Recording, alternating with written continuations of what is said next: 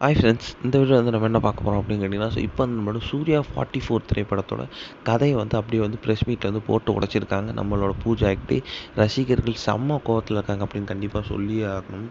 So இன்னில வந்து நம்மளோட கங்குவா திரைப்படம் முடிச்சுட்டு வந்து நம்மளோட சூர்யாவோட நடிப்பில் அடுத்ததாக வெளிவர போகிற திரைப்படம் தான் நம்மளோட சூர்யா 44.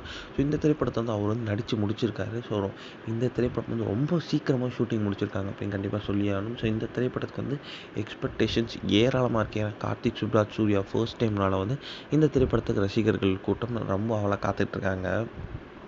இந்த திரைப்படத்தை வந்து நம்மளோட சூர்யாவோட ஜோடியாக வந்து நம்மளோட பூஜா ஹெக்டே தான் நடிச்சிருந்தாங்க. ஸோ இந்த திரைப்படம் ஷூட்டிங் முடிக்கப்பட்ட நிலையில் வந்து திரைப்படத்தோட டைட்டில் கூட இன்னும் சொல்லலை. அதாவது டைட்டில் இன்னும் கொஞ்சம் நாட்களில் வெளியாக போகுது அப்படின்னு அஃபிஷியல் நியூஸ் வந்திருக்குங்க. ஒரு டைட்டில் டீசர் மாரி வெளியிட போகிறாங்களாம். இல்லைனா வந்து ஒரு போஸ்டர் மாரி வெளியிடலாம் அப்படின்ற மாதிரி பிளானில் இருக்காங்க அப்படின்னு வந்து இப்போ வந்து நியூஸ் கிடச்சிருக்கு. இப்போ வந்து லேட்டஸ்ட்டாக ஒரு இன்டர்வியூ வந்து நம்மளோட சூர்யா 44 திரைப்படத்தோட கதையை குறித்து வந்து நம்மளோட நடிகையான பூஜா ஹெக்டே கிட்ட வந்து கேட்டிருந்தாங்க. ஆனால் வந்து அதற்கு வந்து அவங்க கொஞ்சம் புத்திசாலித்தனமாக நேரடியாக பதில் சொல்லாமல் கொஞ்சம் மறைமுகமாக சொன்னாங்க. அதாவது கார்த்திக் சுப்ராஜ் வந்து ஒரு லவ் ஸ்டோரி எழுதுனா எப்படி இருக்கும், ஸோ அப்போ நீங்களே புரிஞ்சுக்கோங்க, இது வந்து அவரோட ஃபர்ஸ்ட் லவ் ஸ்டோரியாக இருக்கும். ஸோ கண்டிப்பாக ரொம்ப ரொம்ப டிஃப்ரெண்ட்டாக இருக்கும் திரைப்படம் அப்படின்ற மாதிரி தான் அவங்க சூப்பராக சொல்லியிருந்தாங்க. ஸோ அதனாலே வந்து இந்த திரைப்படம் வந்து ரசிகர்கள் வந்து நல்ல ஒரு வரவேற்பு பெறும் அப்படின்ட்டு வந்து அவங்க சொல்லியிருந்தாங்க.